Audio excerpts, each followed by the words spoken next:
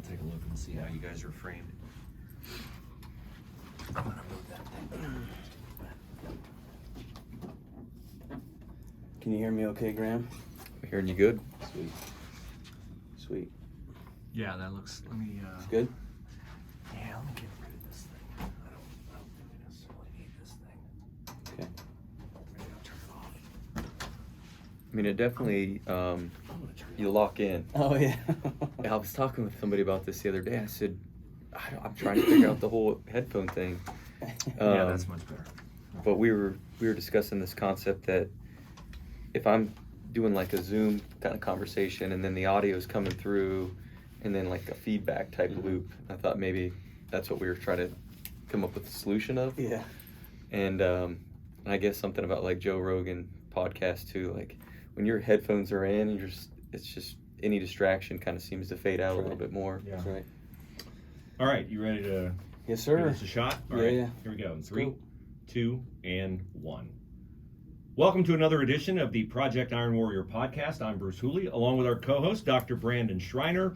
We are thrilled to have you guys with us today as we help you live, love, and lead strong. That's part of our mission with the Iron Warrior Project to empower men to live strong, lead strong, and love strong. And Dr. B, we got a very special guest here today. How about you introduce him to us? Awesome. Graham Holmberg, thanks, buddy. I was telling my wife the other day, this is the first time I think that we've actually sat down and had a conversation. We've competed against each other for quite some time, 2011, and I stopped doing CrossFit in 2014. But when I pick people to be on the podcast, I pick people that I feel like live, love, and lead well. I think most people that would look at you, that know you, they know you do all those three things. But around the world, it's like you're one of the fittest humans ever. But I think I admire you more for your faith. You're gonna have your 5th child. You're just a good dude. So I appreciate you being on the show. Absolutely. I'll try not to mess this up.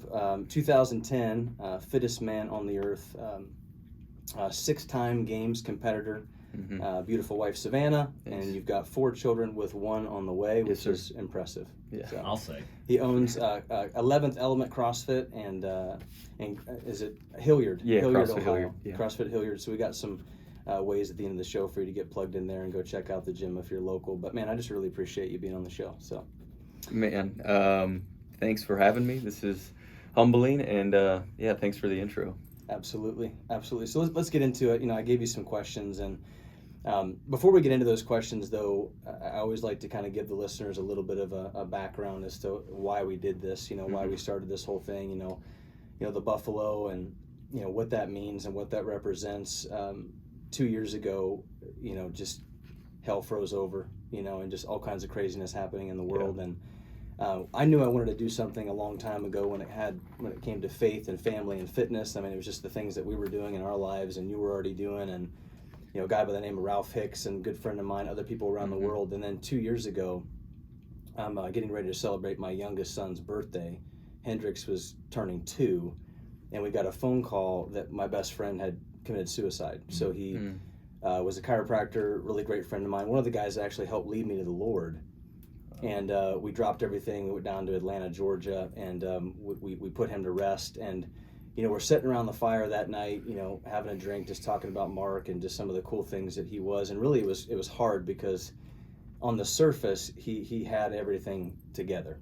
I mean, he was a fit guy. He was a good-looking guy. His wife, it looks like they just stepped out of an Abercrombie bag. Their whole family was just awesome. And he was a man of faith, but he was struggling with an addiction, alcohol, and he just couldn't beat it. And so at one point in time, he just said, I don't want to put my family through this kind of misery, and so it'd be easier for me to end it. So we told ourselves that we were going to do something, and then months went by, and not really a whole lot had gotten accomplished. And so my wife and I looked at each other and I said, Sam, we have a busy life, busy chiropractic office, kids, but we've got to do something about this. And then my wife and I got pregnant with our 4th child and ended up losing that child. So we ended up having a miscarriage. It was just a crazy thing. We almost lost her.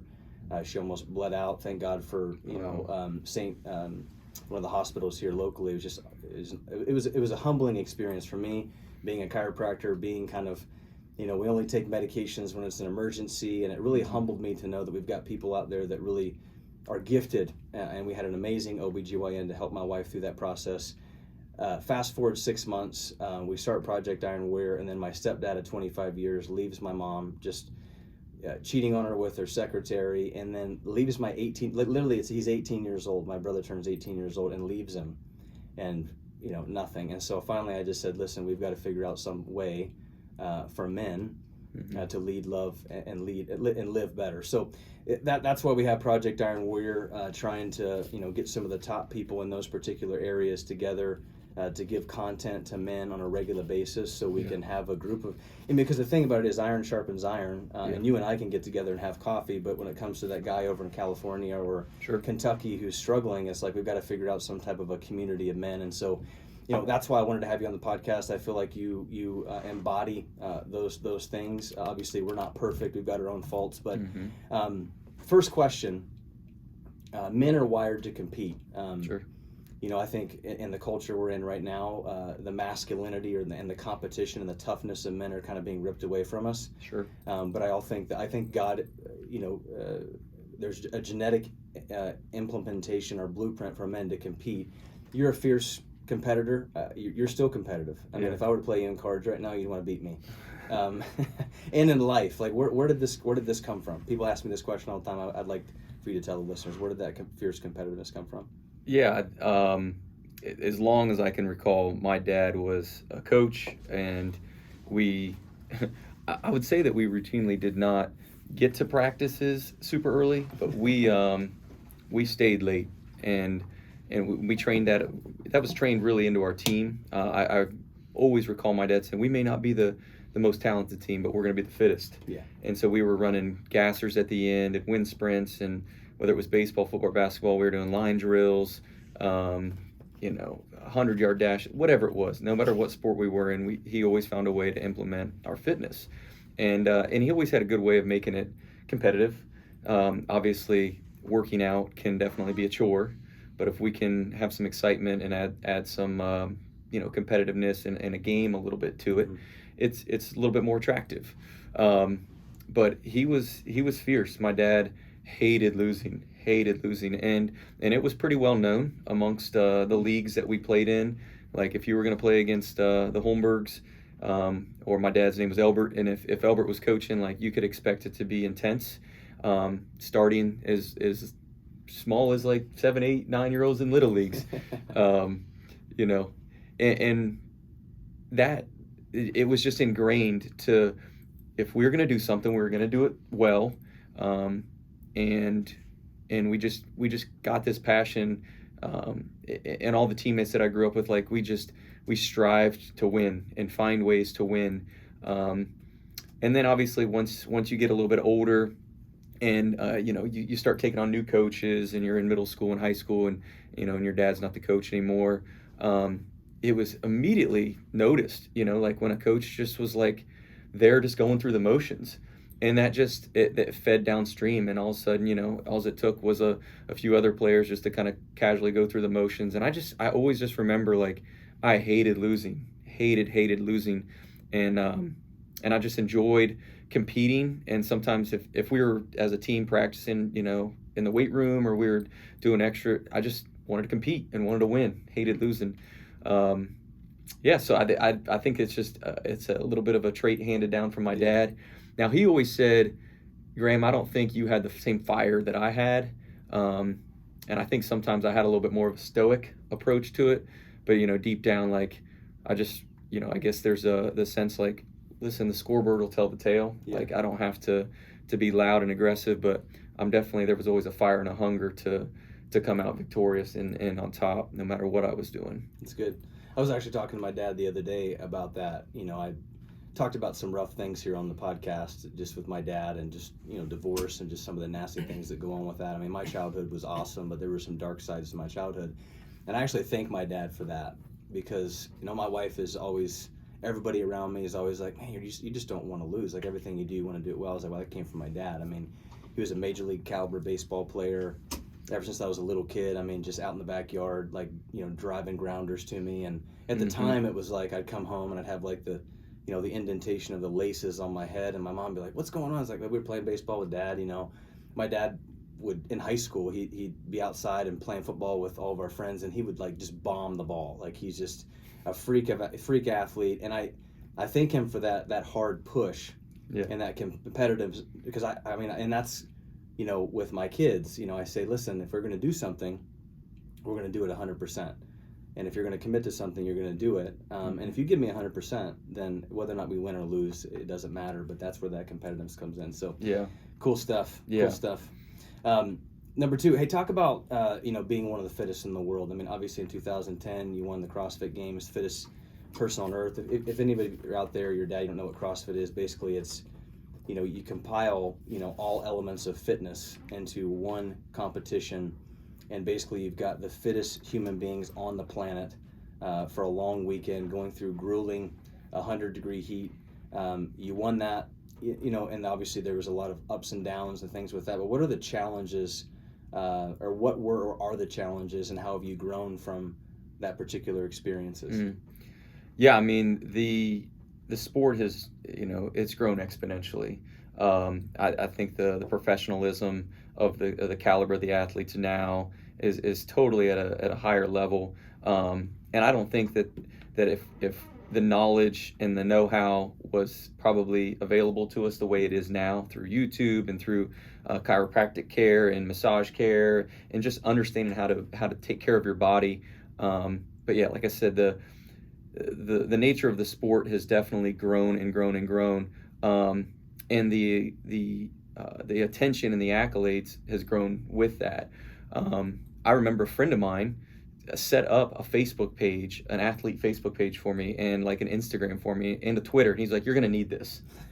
That friend, his name's Lewis Howes, who has, you know, he's a social marketing type guru, and has been a guy who's he's been pretty successful in that arena. So at the time, I'm like, well, I don't know how to run this type of stuff. He's like, just trust me, you're gonna need this. So yeah, there's the ego and the pride and the attention that you're going to be able to draw on your own self. As we were just talking before the show, like, you're no longer just you know, an athlete just trying to train and compete well. Like, you're an influencer. People are looking up to you. People are relying on your word. People are relying on you know, your knowledge and your insight on what you're doing day in, day out.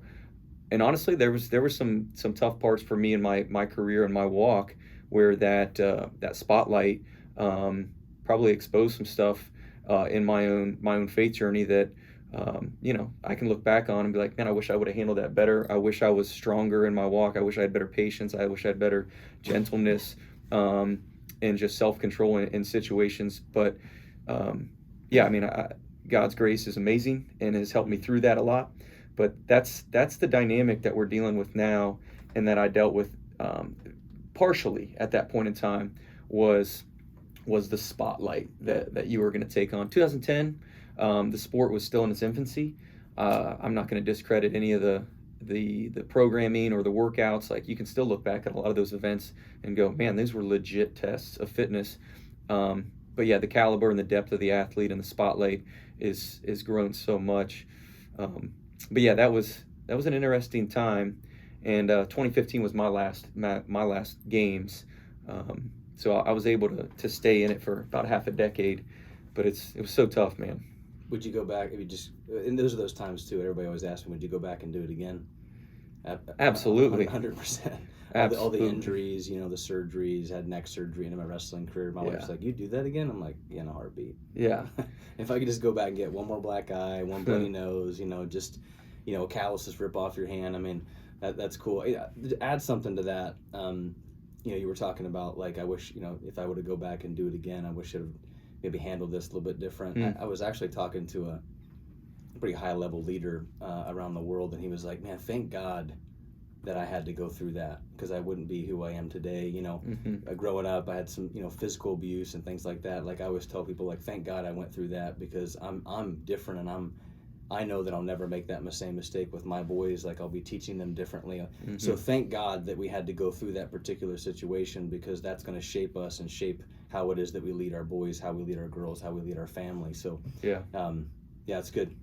You know, I was struck when you guys were talking about competing and the CrossFit world. I mean, it's a world of physical exertion, but there can also be, I would think, in there temptations, pride, all kinds of things. And Brandon, when you said, would you go back and do it again? You both said quickly, yes. Wouldn't you love to go back and know the lessons you've learned going through that, facing those temptations, and go back and do it again with that kind of wisdom that I'm sure you've acquired as you went through those peaks and valleys of all the things that come your way while you're achieving at a high level like that and kind of chasing that achievement? Absolutely. What's the response? You know, I've talked about that before. E plus R equals O.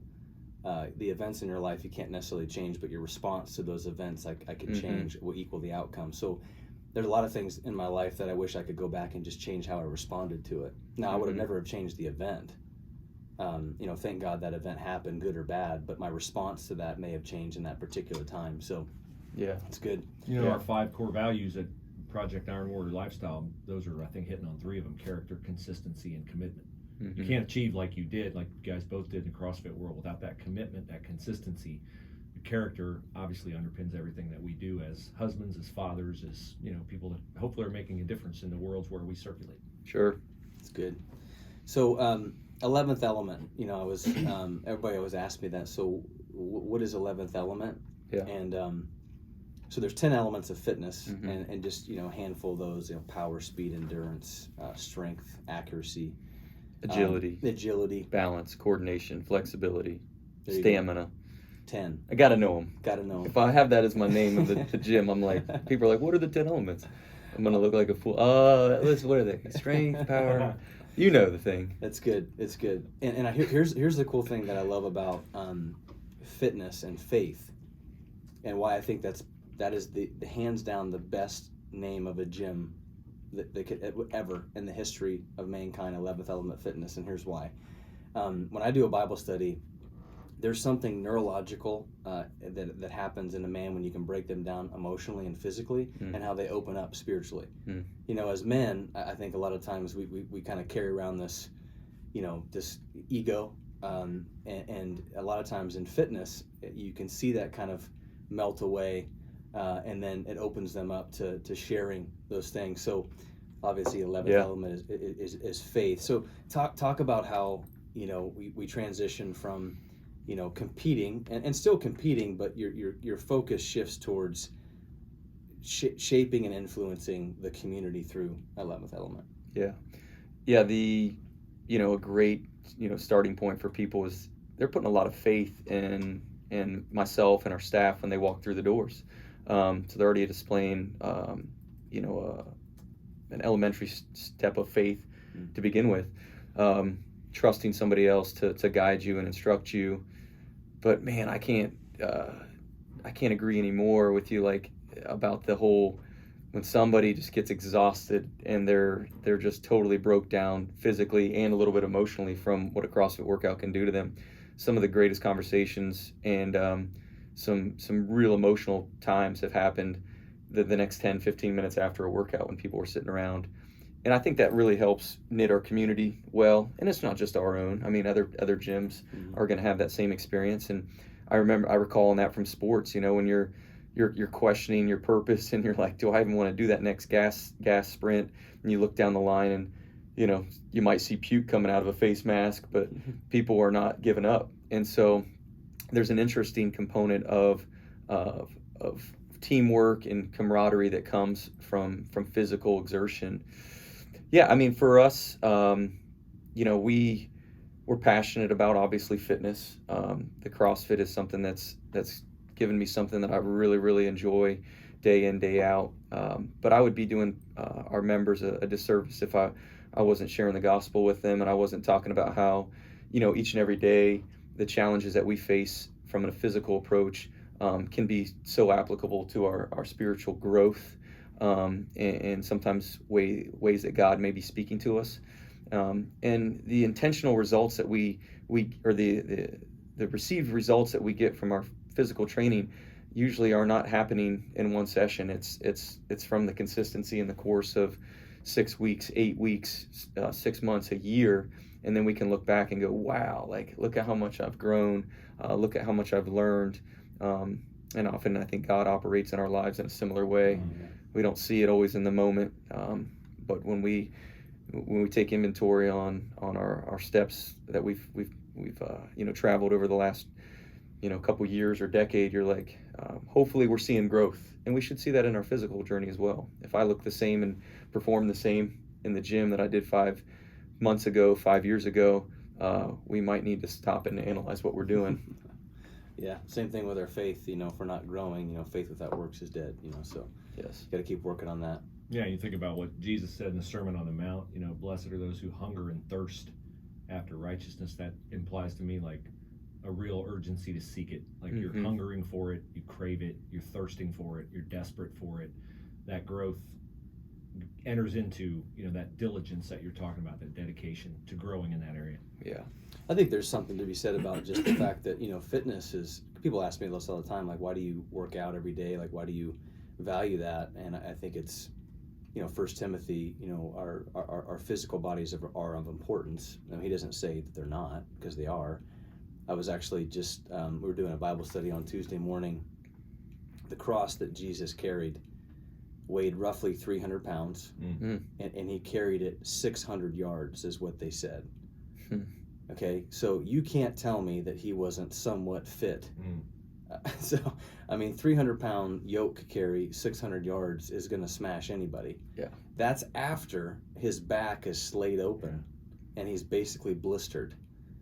We've got to understand that, our physical health is of importance, but yet our spiritual health. So I think that's huge, is that I don't want to be stopped short of something that could have been prevented. I don't want my God-given calling, your God, anybody who walks into the gym or my office to be stopped short of something that could have been prevented. So, fitness and health isn't the goal. It's to be able to run the race effectively, and I think that's something that, I value with you is the fact that, they're coming in there and they're getting a physical workout, but at the end of the day, the person who has the six-pack abs but doesn't know what a relationship with is with Jesus, that's not health either. You know what I mean? Yeah. So yeah. This wasn't, was this always like this for you? For me, I grew up in a family where we knew God, but I wouldn't say that I had a relationship with the Lord. What does that journey look like for you? Were you always on fire for Jesus, or was this something that you just kind of fell into after trial and you met somebody? And Yeah, it's a yes and no. I think I don't ever recall not knowing the name of Jesus and understanding what the cross represents, understanding the importance of recognizing the hierarchy of God's sovereignty over our lives, of his intentionality to create us, understanding the fall, understanding repentance, understanding in essence the gospel. So I recall that from a long time. My grandfather was a pastor was a minister for the Salvation Army. Cool. My father was led our fellowship of Christian athletes in high school, but I was a nominal Christian at best. I could talk about what a Christian meant, but probably displayed significantly different fruits on the weekend, and behind closed doors. So sin was very prevalent. An intentional sin.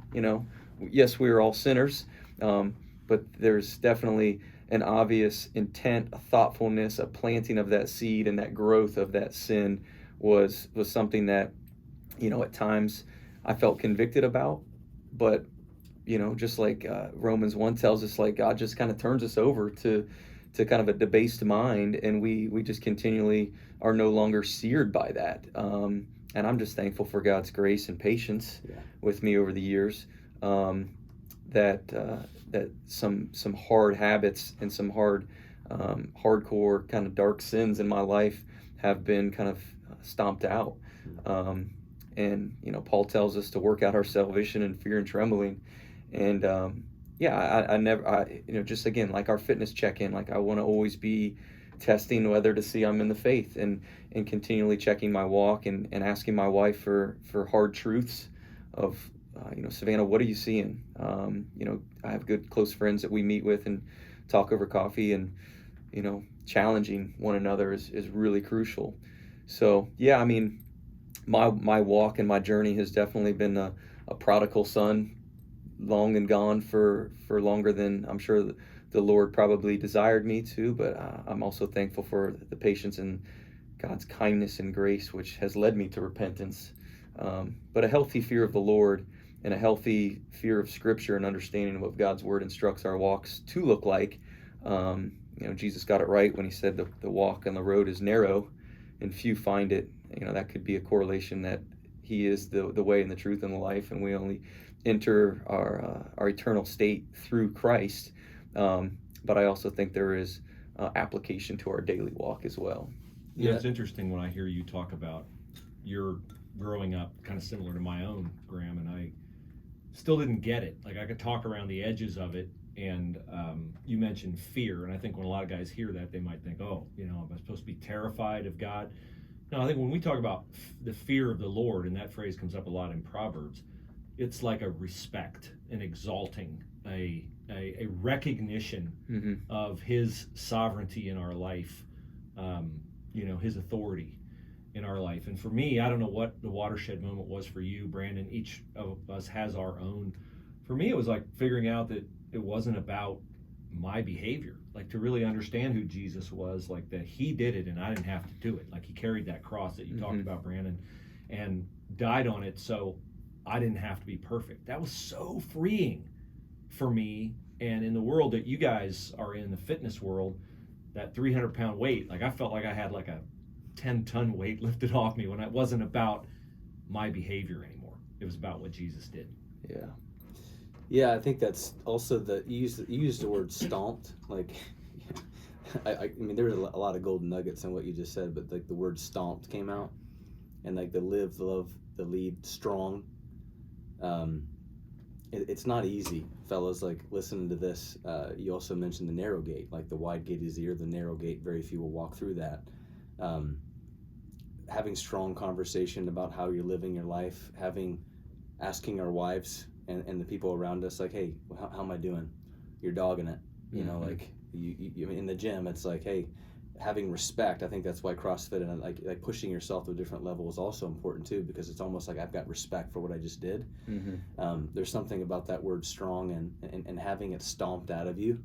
And sometimes as men, I think we need that to kind of beat the ego out of us a little bit. And for me, that's kind of what it was, is the moment of, I can physical my way through life. And that was very easy for me, as a Division I wrestler, MMA. I mean, I just took my anger out on other humans. And then whenever I couldn't do that anymore and I still felt empty at the end, I had to give it up and realize that it wasn't necessarily physically beating my way through life, but it was a surrender. And it had to come through a lot of stomping and, a lot of, women and drugs and alcohol and just failures. But that's also a part of the journey that I think that builds muscle. You can't grow a muscle without tearing it down first. And so that's also what, I mean, fitness it parallels everything that Jesus talks about. It's this endurance, it's this race, it's the breaking down, it's the building back up. And super cool. Cool. What does it mean to live strong? So we got 3 principles: live, love, and lead strong. Like, what does it mean to live strong to you? Yeah, I mean, there's, I think from a physical perspective, taking good care of my body. There's a spectrum that CrossFit uses, from sickness to wellness to fitness, and we are regularly climbing that spectrum of working towards fitness. I don't want to just be in a state of well. I think a lot of times you'll go into a doctor's office. I don't go to a lot of doctor's offices, but if I do recall, there a lot of times you can have average numbers, and you're doing pretty good. The numbers are looking pretty good. Here's the averages, and you're right here. And I think sometimes we're like, okay, we're doing all right. I'm doing average. I don't want to be average. Like, I want to be off the chart. If cancer comes up, if a sickness comes up, the backsliding happens quickly. It's amazing how quickly muscle atrophy kicks in, how quickly the body can deteriorate. And I think there's some serious humility that comes when a car accident or an injury or something like that comes. But the closer we are to those fitness points, and the more that we're investing in that area, the backsliding, the pitfalls, you don't fall down that spectrum quite as fast.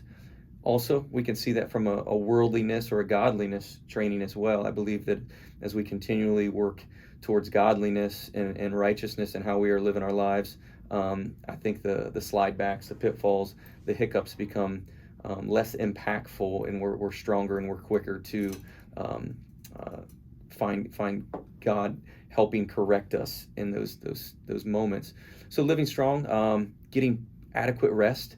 Psalm 127 tells us that it's vain that we are staying up late. It's vain that we are rising early, eating the bread of anxious toil. We know that's the curse, that we are going to be stricken with hard work in order to just eat for us, day in, day out. But God has also given us good rest too, and adequate rest is important for us to just have good mental health and to staying sharp. So I wake up early, but I also try to be pretty disciplined getting to bed.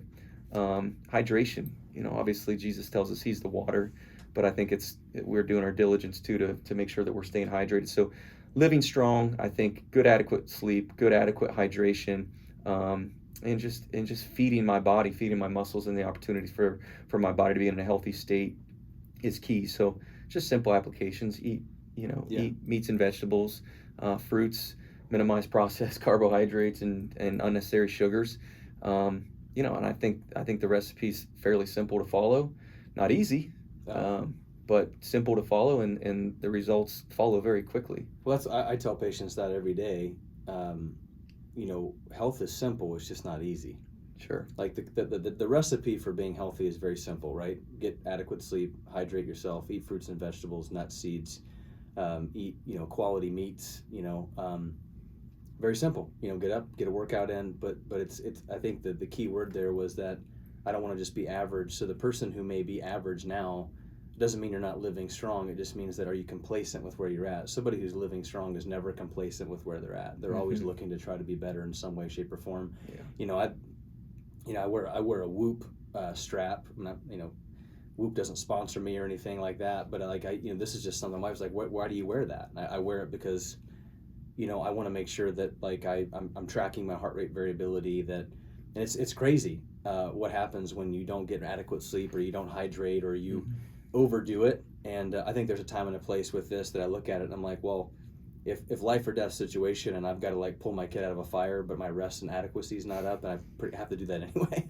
That's just the way it is. But there's always that kind of pushing the limit to try to be better, which is awesome. Last question. I think, and I know for me, it even brings me to tears. Like when I think about, I've got 3 boys, Beckett, Ezekiel, and Hendrix, and I wake up early, get in the Word, go downstairs, do CrossFit, and my middle son Ezekiel will come downstairs at 6:00, and he's already got his workout clothes on, and he's got his little WOD toys, and he's doing some barbell snatches, and he's doing his box jumps, and then he gets sweaty. He's like, when are we gonna have a protein shake? So talk about how your health and your fitness journey has trickled into your family. Yeah, I mean, there's the simple, saying, some is caught, some is taught. Yeah, I mean, my son Storm, my oldest son, who just he'll be turning 9 this year. He literally grew up in the gym. My daughter Hadley, who just turned, what the hell she just turned? Just turned 5. She'll be turning 6 this year.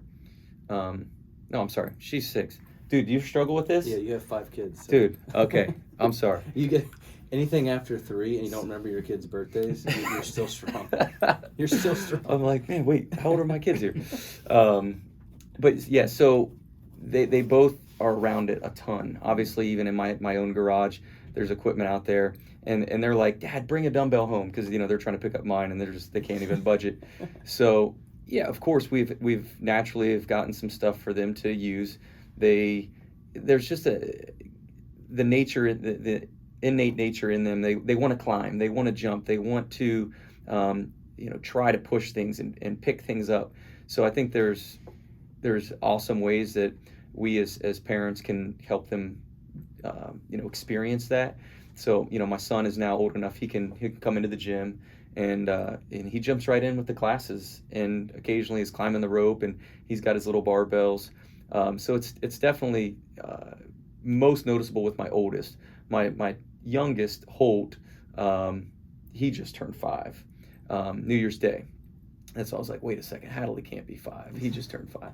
So he just turned 5, and he's not been as exposed to it just because as they've gotten older, and Savannah homeschools, so some of their schedule isn't just constantly at the gym. So he's not seeing it, but he's just a little bulldog. He just can run. He's super strong, and he's already gaining on Storm a little bit just when you watch him wrestle. Yeah. He's the youngest. He gets beat up a lot. That's my youngest, Hendrix. He's a freak. Like he broke his collarbone, fell off the play set, and he just keeps climbing back up. I'm like, yeah, easy, buddy. I mean, he doesn't know. He gets hit in the head. It's like whatever. Yeah.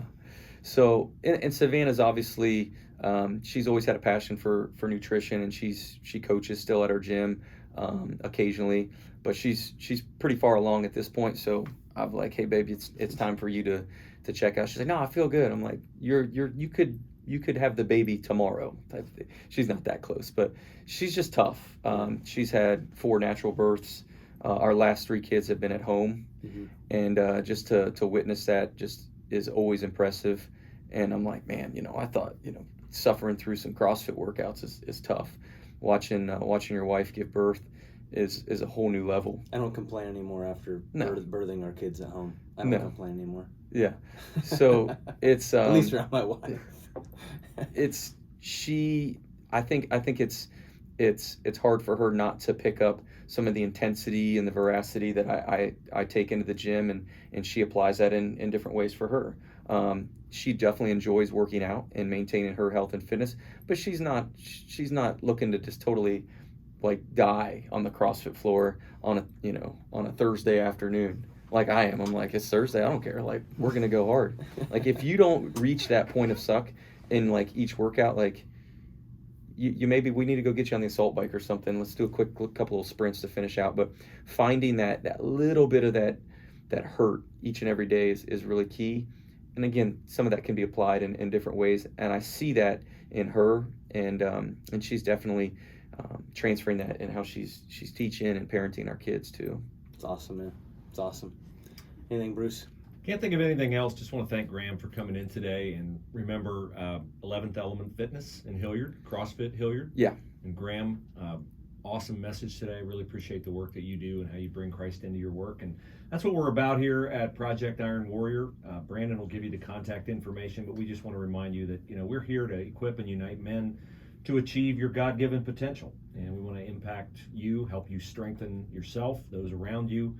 Our core values are character, consistency, commitment, courage, and community. So Dr. B, why don't you tell people how to find out more about our content and about how we can help them? Yeah, go to projectironwarrior.com, landing page. You can subscribe. Right now what we got going is a week free content. So we've got coaches from around the country, just some of the top movers and shakers in that particular categories, faith, family, fitness. You can go on there. We've got all kinds of content. Obviously the podcast, we're on YouTube. We're going to be chopping things up and giving you messages here or there.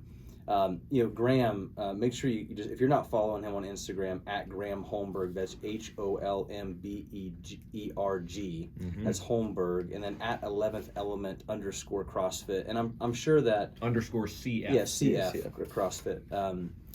I'm sure if you're local in the area, or if you're just passing through, go to 11th Element, hop in, say, I heard the podcast, and he'll bring you to the hurt locker for a little bit. But yeah, man, I appreciate you being on, Graham. Like I said, for the listeners out there, like Graham and I have never sat down and had coffee. We've worked out together. We've trained together a little bit here or there, but this is a long time coming, and I'm blessed that I know that there are other men in our city that have the same thoughts and the same actions, because the more that we we know that we have other brothers around us that are trying to do that. It doesn't feel like we're on an island as much. Mm-hmm. You know, it doesn't feel like I'm pushing this boulder up a hill, and it just makes me feel better that I know that I've got other brothers in other parts of the city that are trying to do the same thing. So I appreciate you. Yeah, absolutely. Thanks, Bruce. Thanks, Brandon. Awesome. Take care, guys. Perfect. Boom. Nice work, man. Thanks, Doc. I said Brandon. I should have said Dr. Shriner. Come on, You Graham. have to call me doctor. Disrespectful. It's like my friends come over to the house and their kids call me Dr. Brandon. I'm like, come on.